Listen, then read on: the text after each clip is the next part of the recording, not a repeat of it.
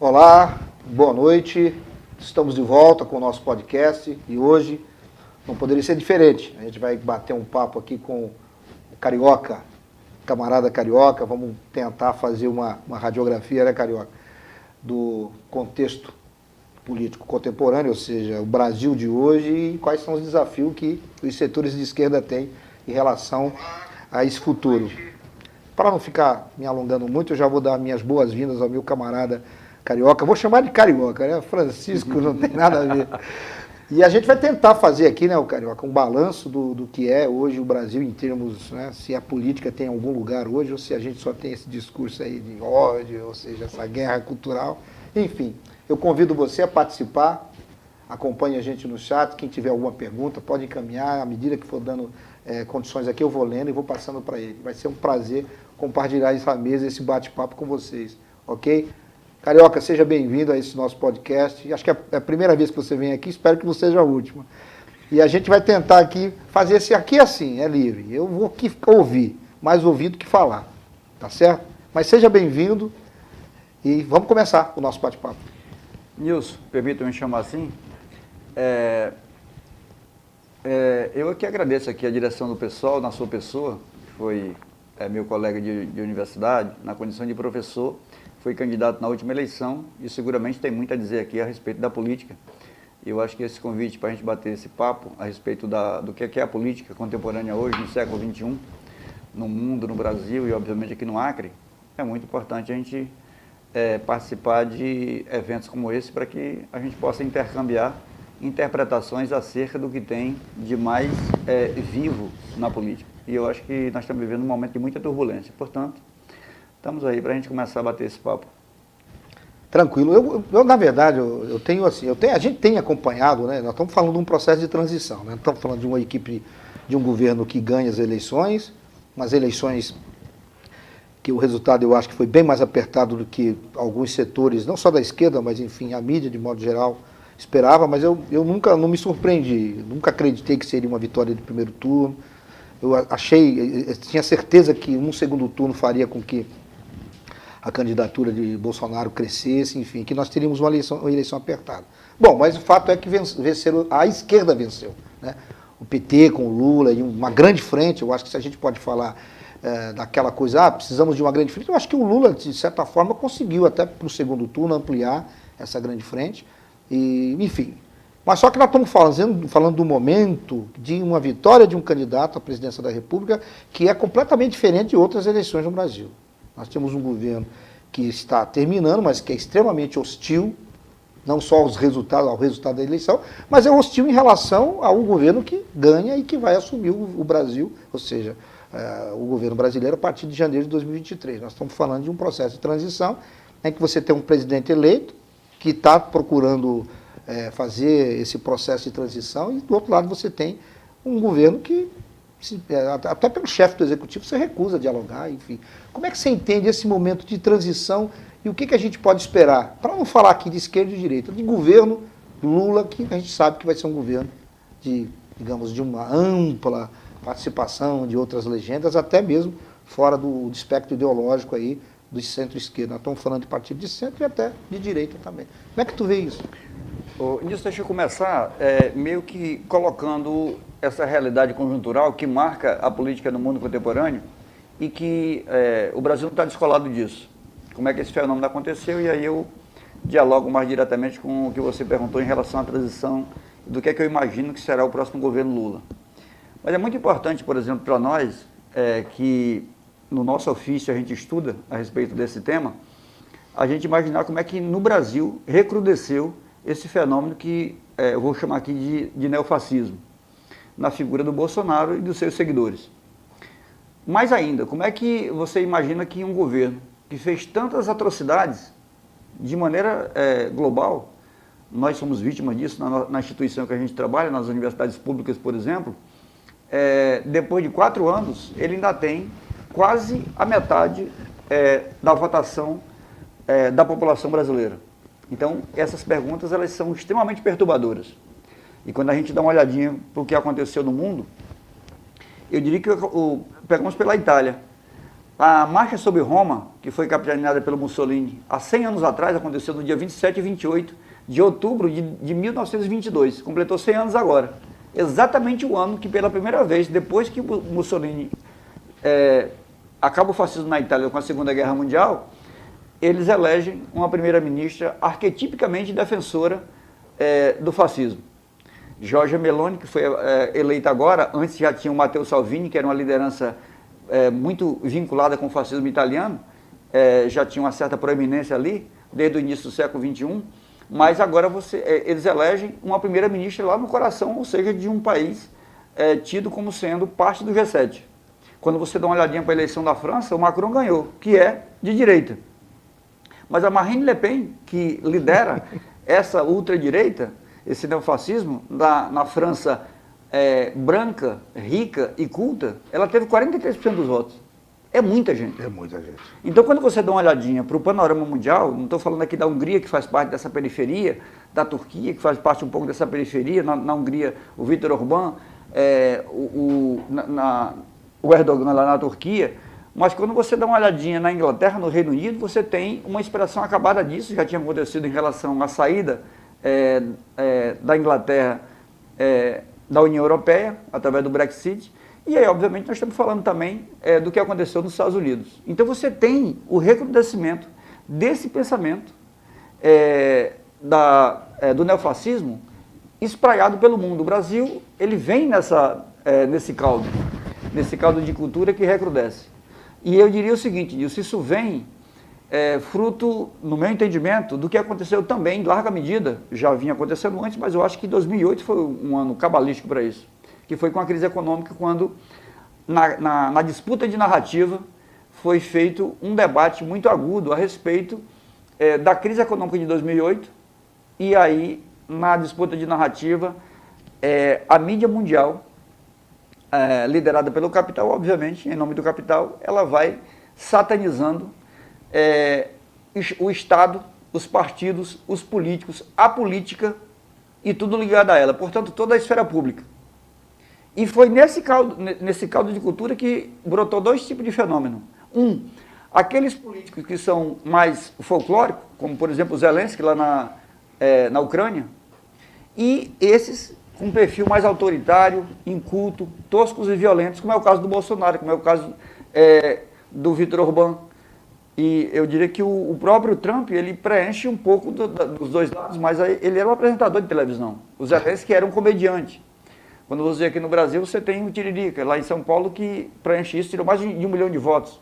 Então, quando você pensa a política como sendo algo que deva ser negado, deva ser satanizado, aí brota o chamado outsider, né, que é aqueles que vêm de fora da política.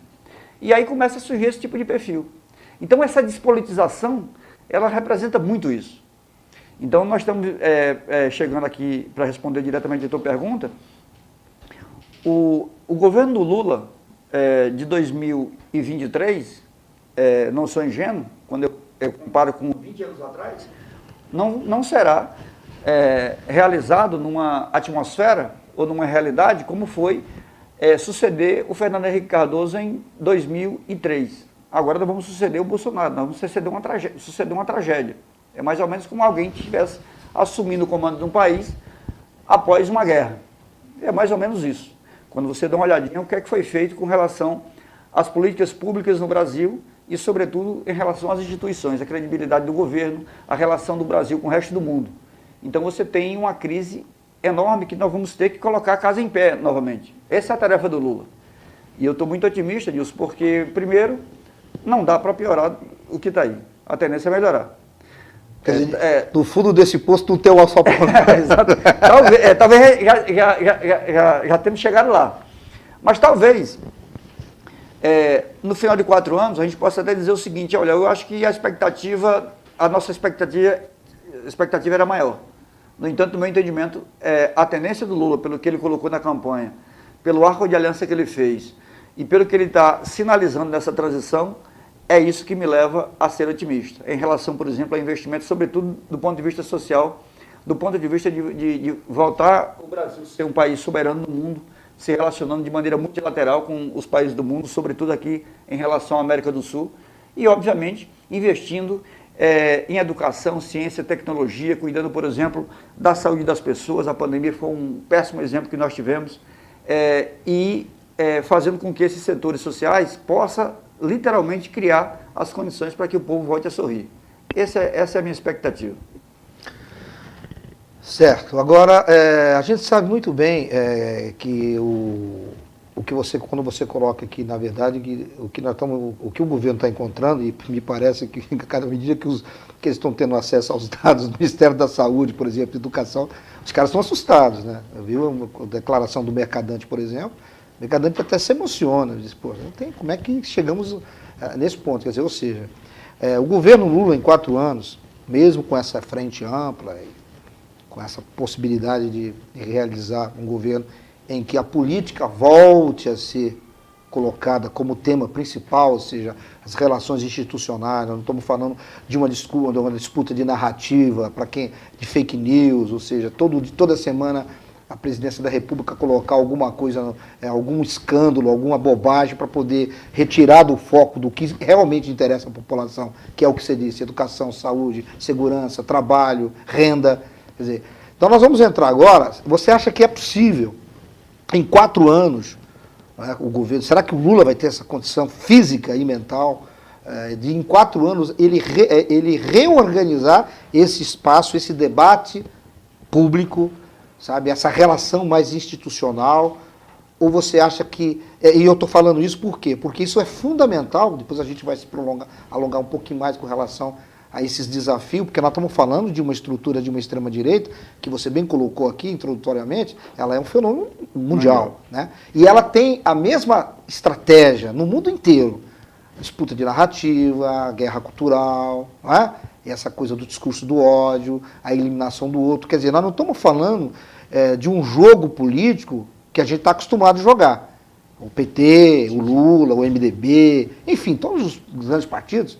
Nós estamos falando de uma outra coisa, em que a política ela perde lugar para essa guerra cultural, para essa narrativa de costume, enfim, que não é uma coisa, obviamente, dos últimos 20 anos. Né?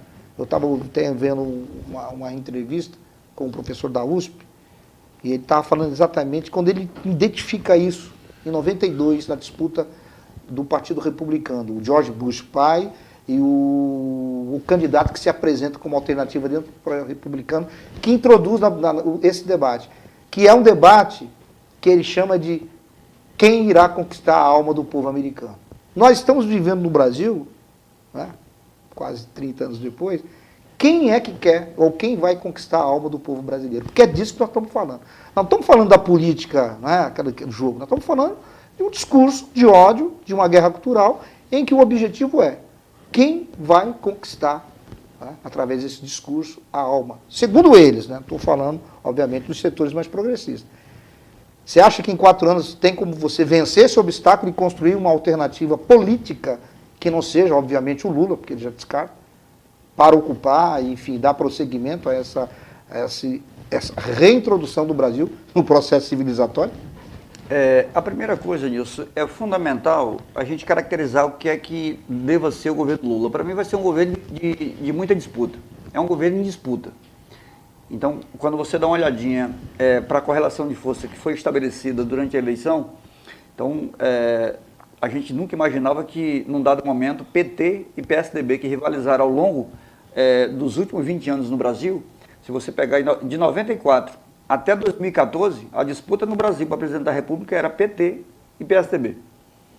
2 anos do Fernando Henrique Cardoso, 94 e 98, depois o Serra em 2002, o Alckmin em 2006, o Serra novamente em 2010 e o Aécio em 2014. E 20 anos de PSDB numa disputa direta com o PT.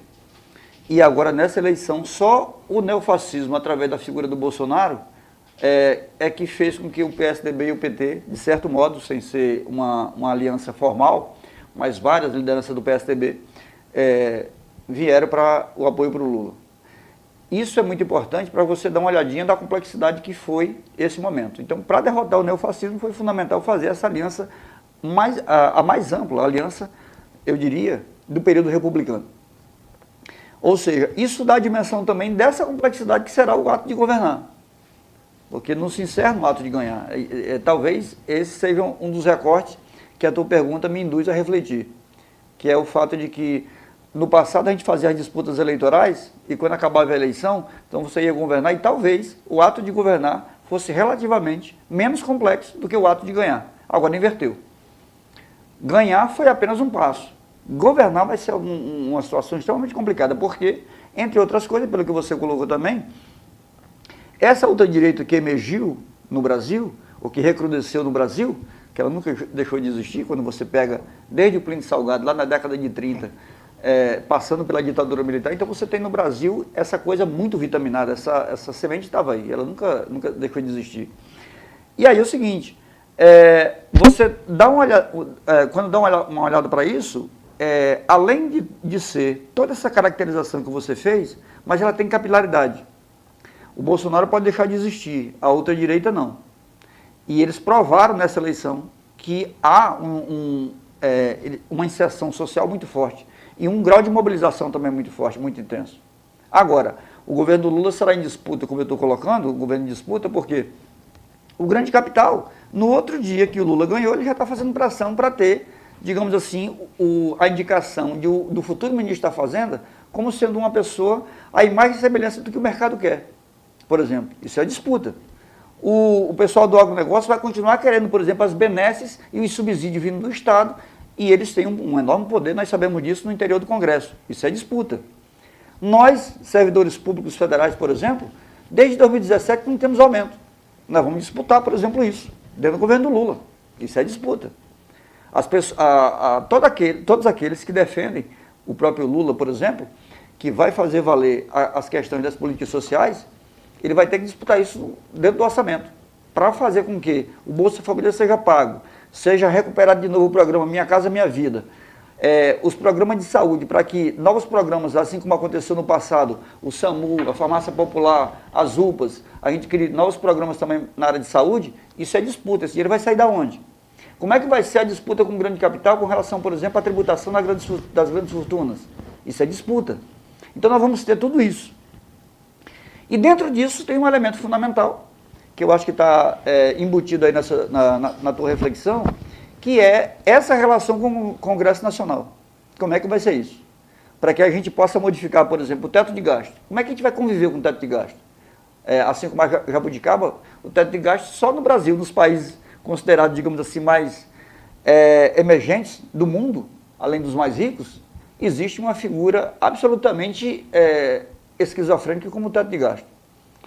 E aí, quando a gente discute isso, para modificar o teto de gasto, você tem que ter uma votação num Congresso de 513 deputados, que você tem que ter 3/5 para votar em 2 turnos, de 308. A esquerda elegeu 132. E como é que faz? Então, esse grau de complexidade é muito grande para você ter que operar. Nós estamos vivendo um quadro na nossa conjuntura política, Nilson, onde o movimento social sofre, não é só no Brasil, é no mundo também, um arrefecimento enorme. O presidente Lula vai precisar das ruas. Não foi só na eleição, não. Ele vai precisar durante o seu governo, para que haja, inclusive, pressão sobre o Congresso também. Agora, essa relação com o Congresso, para você constituir maioria, ela também requer uma relação de mão dupla, ela requer concessões. Qual é o tamanho da concessão que o presidente Lula fará, por exemplo? Nós vamos ter que fazer pressão, por isso o governo também é em disputa, para que o presidente Lula, quando for fazer concessões, não faça ao ponto, por exemplo, de dilacerar aquilo que foi prometido na época da campanha. Para que a gente possa, digamos assim, sonhar com todos esses programas que eu acabei de falar, em relação à área social, em relação à ciência e tecnologia, por exemplo, em relação à soberania do Brasil do mundo, para que a gente não renuncie a isso e o Brasil continue. Agora, essa relação com o Congresso, do meu entendimento, no primeiro momento, é o que tem de mais complexo. Se a gente vai conseguir redefinir ou reconfigurar um modelo civilizatório que foi absolutamente dilacerado pelo governo que passou, inclusive pelo próprio exemplo do presidente, eu acho que essa é a disputa. É como se o Lula está diante, no meu entendimento, do maior desafio da vida dele.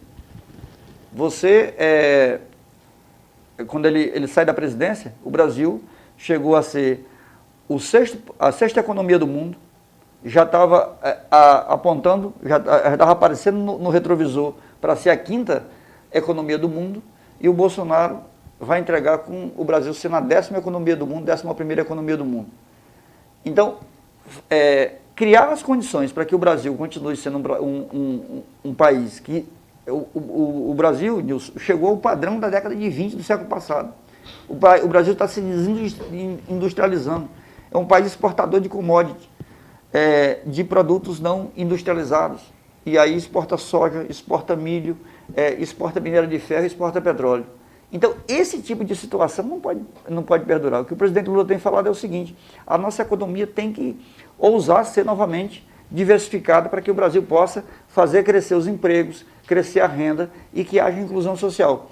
Para isso, tem um papel do Estado. O Estado tem que voltar a ser, sim, indutor do desenvolvimento econômico, e eu acho que nós temos que apostar nisso. Essa tarefa não dá para cravar assim: o Lula será um sucesso, como foi no primeiro mandato dele, de 2003 a 2006, ou mais do que isso. O melhor mandato dele, obviamente, foi o segundo mandato. Ele tinha arrumado a casa.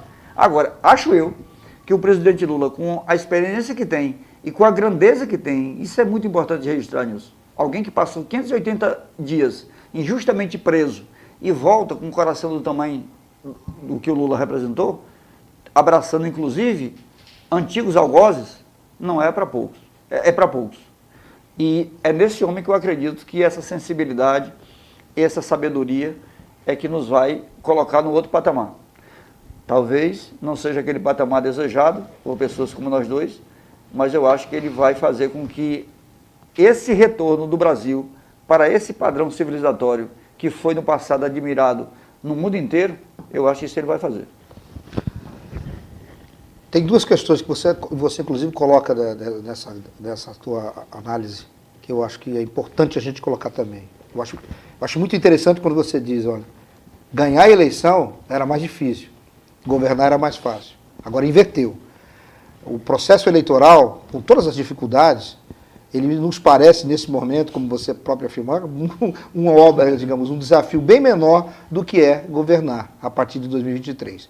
Coloco duas questões para você, que eu acho extremamente importante. Isso me está, de certa forma, me consumindo, assim, me angustiando. Primeira coisa, é a primeira vez, talvez seja essa a primeira eleição, a segunda eleição, em 2018, talvez a gente estava com as forças ainda, né, políticas ali, o bolsonarismo, que eu gosto de chamar de extrema-direita, esse negócio de bolsonarismo, é a extrema-direita. Os extremistas de direita estavam se organizando, enfim. Nós tivemos as jornadas de 2013, isso foi um caldo que veio, obviamente, foi acrescido, com um antipetismo, enfim. Aí são várias questões que a gente pode colocar. Mas uma coisa é fato. Pela primeira vez, eu acho que a gente pode dizer que a direita, a extrema-direita, não a direita, a extrema-direita, ela tem, como nunca antes, seus porta-vozes, e aí eu estou falando de jornalistas, estou falando de professores, que era o campo da esquerda, né?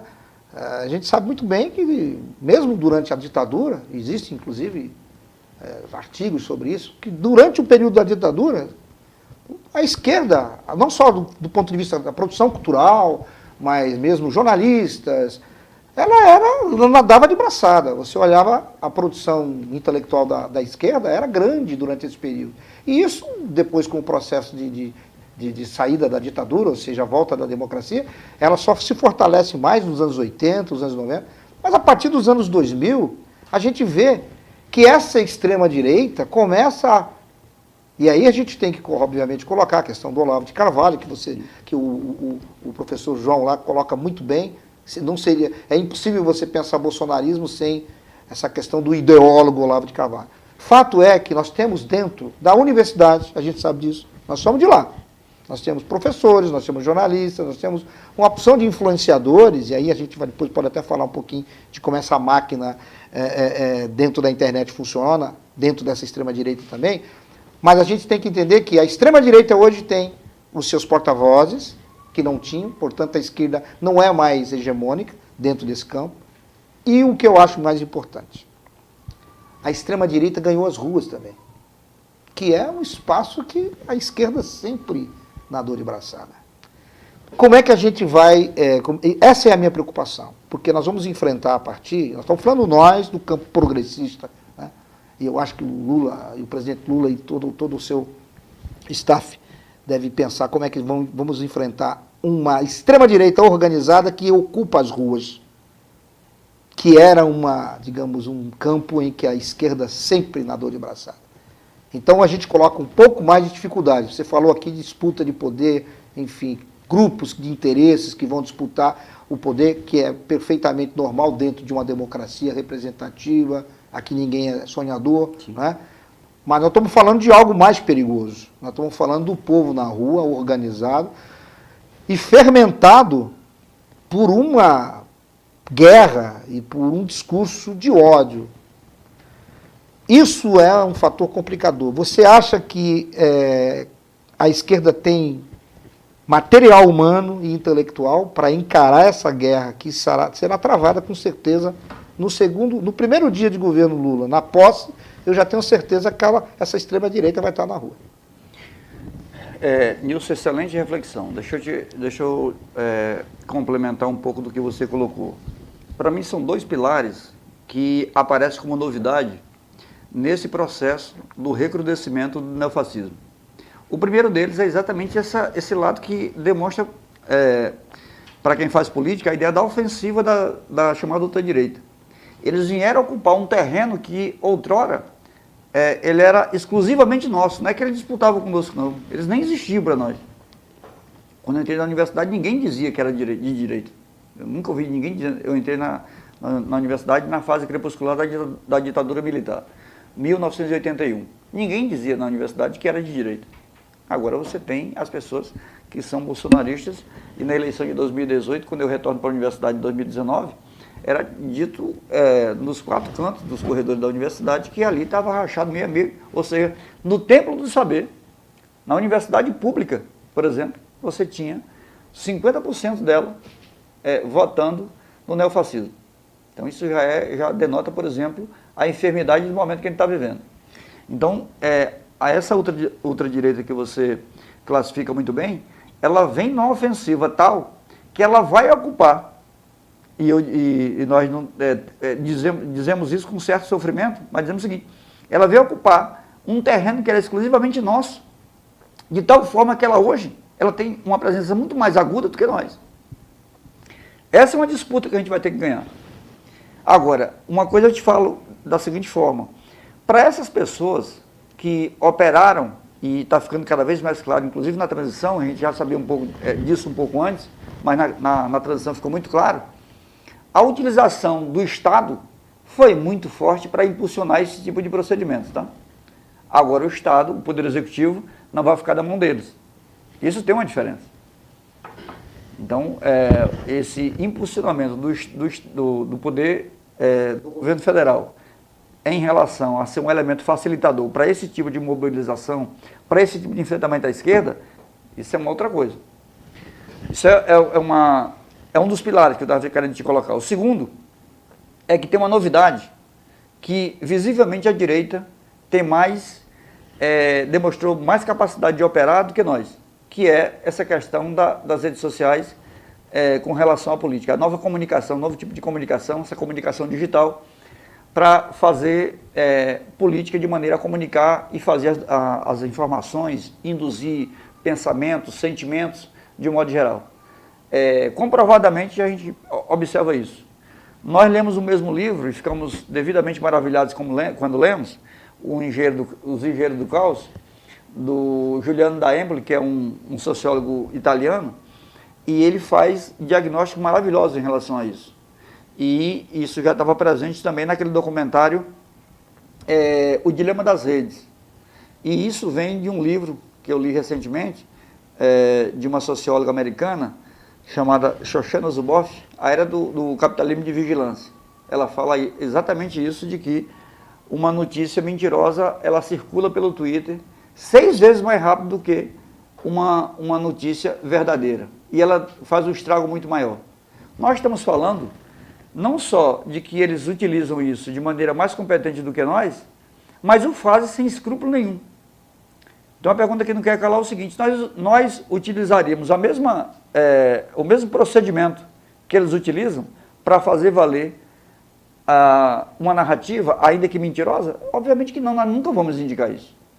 Então, desde que eu me entendo quando comecei a militar na política, eu ouvia nos inúmeros cursos de formação que eu participei e depois dos que eu ministrei, a ideia de que era fundamental você formar militante que tivesse como um dos princípios a orientar a sua conduta militante, a ideia de que política e ética são coisas indissociáveis.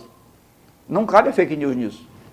Não cabe a mentira. Não cabe, por exemplo, detratar o outro de maneira mentirosa, como aconteceu, e o que é que faz com que os bolsonaristas se unifiquem. Então eles imaginam o seguinte: tudo que foi comprovado, feito pelo o Bolsonaro e sua família, que pode fazer com que qualquer pessoa o chame de ladrão, a compra das 51 casas com dinheiro vivo, a loja de chocolate do filho do Bolsonaro, a rachadinha do Queiroz, o depósito na conta da família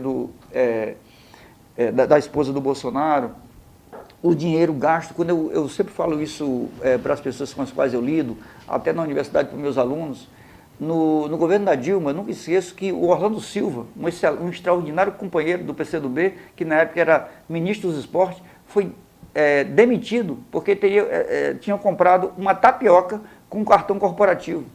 Hoje, você abre aí, só de uísque e vinho para a aeronave do presidente da República foi gasto 3,5 milhões de reais. Isso parece nada. Entendeu?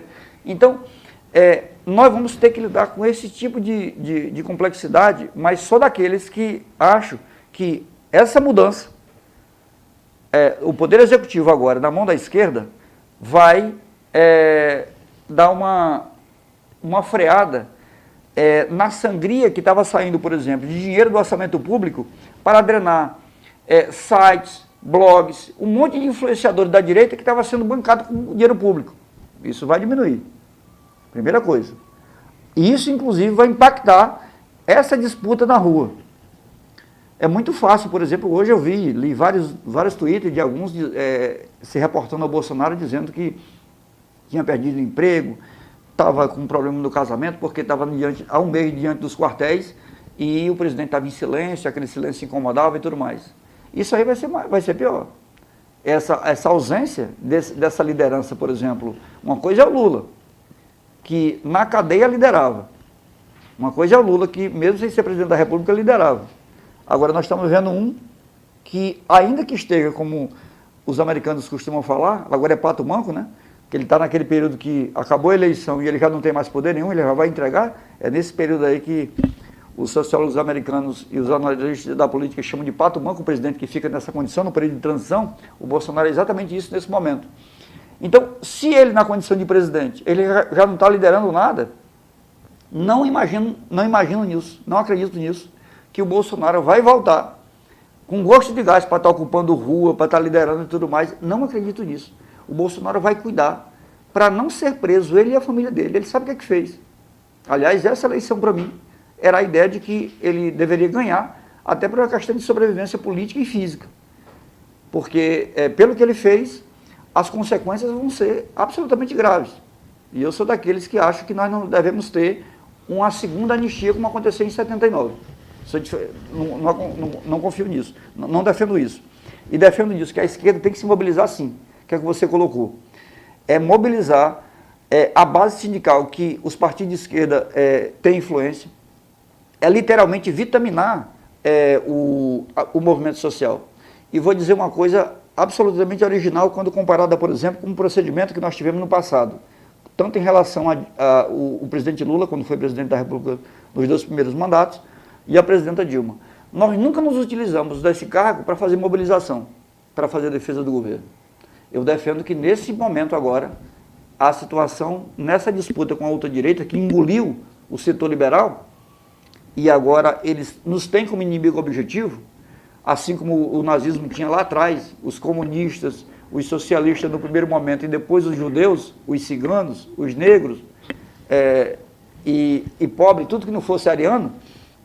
Os italianos a mesma coisa, primeiro os comunistas, os socialistas, e depois tiveram um flerte com tudo isso. E hoje, por exemplo, esse neofascismo espalhado pelo mundo, sobretudo na Europa, eles têm os imigrantes como sendo seu grande inimigo, assim como nos Estados Unidos. Foi assim que o Trump ganhou a eleição. E aqui no Brasil, essa ultradireita nos tem, todos os membros da esquerda, como sendo seus inimigos. Eu acho que nesse momento nós vamos seguramente sem instrumentalizar o aparato de Estado, mas é muito importante que o nosso líder maior, o presidente Lula, ele participe sim de mobilizações para que a gente possa fazer valer essa disputa de rua. Por isso que eu acho que nós vamos ganhar num terreno que historicamente, como você disse muito bem, ele era nosso, nós éramos hegemônicos e perdemos essa hegemonia, vamos ter que recuperar, o Lula vai ser fundamental nesse processo, e vamos fazer essa outra disputa que nós temos, que é nessa questão das redes sociais, que eu acho que eles vão cair de produção exatamente por conta de que, para fazer o que eles fizeram ao longo desse tempo, foi drenado muito dinheiro do governo federal para vitaminar esses blogs, e aí Olavo de Carvalho, Alan dos Santos, a Brasil Paralelo, tudo que você imaginar, você tinha, a transição está mostrando isso, tinha publicidade do governo. Eu acho que isso muda muito essa correlação de força. Pelo que eu estou entendendo, Carioca, você acha que haverá, inevitavelmente, o fato dessa extrema-direita na figura do Bolsonaro não ocupar mais o poder, né, ou seja, ter a caneta na mão, vai ter um certo esvaziamento. Mas a gente sabe que se ocorrer esse esvaziamento, aí eu estou fazendo uma análise, certo, uma avaliação pessoal. Sim. Talvez eu não seja tão otimista como você. E é legal que a gente conversa, porque a gente vai se animando um pouco mais. Mas eu acho que mesmo, é claro que o fato dessa extrema-direita não ocupar a presidência da República, isso influencia, claro, perder o poder da caneta, mas eu não acredito que haverá um esvaziamento na proporção, talvez, desse seu otimismo. Eu acho que essa extrema-direita está muito enraizada, e a gente sabe muito bem que ela vai ficar, ela veio para disputar a eleição. Eu acho que esse é o fator complicador. Que nós vamos ter uma extrema-direita que irá disputar as eleições. Ela disputa em 2018, disputa em 2022, e ela está organizada para disputar em 2026, essa extrema-direita organizada. Que vai, obviamente, sofrer esse abalo, digamos, ela não vai ter essa amplitude, mas ela vai permanecer. Isso é fato. E nós sabemos muito bem, esse esvaziamento será suficiente, aí eu já quero adentrar naquilo que a gente estava conversando do livro do João, do professor João César. Esse esvaziamento, ou seja, esse financiamento, que é público, a gente sabe muito bem que o Bolsonaro usa isso daí mesmo, o dinheiro público, para financiar essa rede aí, que faz essa construção, né? Quase que é uma construção, é um mundo imaginário, mas que tem 49 milhões só de eleitores, vamos pensar aí, 59 milhões, 49% de votos, 59 milhões de eleitores. A gente sabe muito bem que nós não estamos falando de 59 milhões de extremistas no Brasil, mas é um bocado de gente. E esses 59 milhões de pessoas agora também é um grande mercado. E os analistas e o próprio professor João dizem isso. Que se você quer bombar na internet, se você quer ter seguidor hoje, por exemplo, basta você se alinhar a esse discurso de ódio, não é? Esse discurso bolsonarista, que você vai ter seguidores. E isso, de certa forma, alimenta a internet e financia muito desses blogs. Também. Nós estamos falando de dinheiro privado, não estamos falando de dinheiro público. Entendeu? Como é que a gente pode pensar, e aí eu fico pensando, eu nem sei se eu pelo menos não consigo assim, imaginar como é que a gente vai lidar com isso, porque isso é muito novo. Mas é um campo que a extrema-direita domina muito bem, que é a construção daquilo que o professor chama dessa midiosfera bolsonarista, né, ou extremista, em que as informações, que são, na sua grande maioria, mentiras, né, que é aquilo que eles trabalham assim, né? Sim. Eles constroem uma narrativa, não é real. Um mundo paralelo. Isso, um mundo paralelo. Aí eles jogam na rede, aí isso é compartilhado, potencializa, aí eles usam um braço, né, normalmente de uma televisão, tipo, aqui no Brasil, vamos dar nome aos bois, Jovem Pan, por exemplo. Aí chama um cientista político lá, um historiador, o cara diz, não, isso é possível, tal. O cara não diz que não é e não é. Aí isso retorna para a midiosfera, olha, tá vendo? Teve a chancela de um especialista, isso não é boato, não. E isso passa a ser uma verdade. Então, quer dizer, essa bolha, essa midiosfera extremista, da extrema-direita, constrói uma realidade. Como é que a gente vai trabalhar com isso? Como é que você vai convencer uma pessoa que só se informa pelo WhatsApp, e pelos blogs, e pelos youtubers, e pelos portais ali bolsonaristas ou extremistas, uma vez que o Bolsonaro sai, e você está apostando que essa liderança dele talvez não permaneça, mas já tem gente, né, o Mourão já está querendo disputar esse narco. Você acha que nós temos condições, eu estou dizendo, não só, mesmo que o presidente Lula lidere esse processo, use, que aí você foi bem claro, eu acho interessante, eu até concordo contigo, que eu acho que é a hora de você usar mesmo o poder da caneta e a estrutura para poder fazer valer, porque nós estamos falando de sobrevivência, nós estamos falando de um processo civilizatório, precisa ser salvo. Sim. Você acha que nós temos condições para operar dentro desse mundo, na midiosfera bolsonarista, extremista, mesmo se utilizando do fato de estar no poder, enfim, com esse esvaziamento que haverá naturalmente de acontecer, mas talvez não na dimensão que nós desejaríamos? Eu não sei. Eu fico assim meio que apreensivo, cético. Pra falar. Acho que a palavra certa é essa, cético. Nilson, a primeira coisa que eu queria te falar sobre isso aí que você acaba de refletir é a respeito desse novo governo Lula, esse novo terreno que nós vamos pisar. E como é que vai se dar isso na prática para que a gente possa superar esse momento complexo e absolutamente desafiador que nós estamos vivendo? Em primeiro lugar, eu acho que entender essa complexidade e o tamanho do nosso adversário, como ele nos vê e como nós vamos ter que lidar com ele, eu acho que com o fascismo tem que ser no enfrentamento o tempo inteiro. Então, se é verdade, por exemplo, e eu acho que nisso há uma unanimidade na esquerda, ainda bem, Nilson, que nós, no Brasil, nós tínhamos o Lula. Eu não consigo imaginar qualquer outro adversário que, se não fosse o Lula nessa eleição, tivesse derrotado o Bolsonaro. É isso aí, gente. Grande abraço para todos. Até a próxima.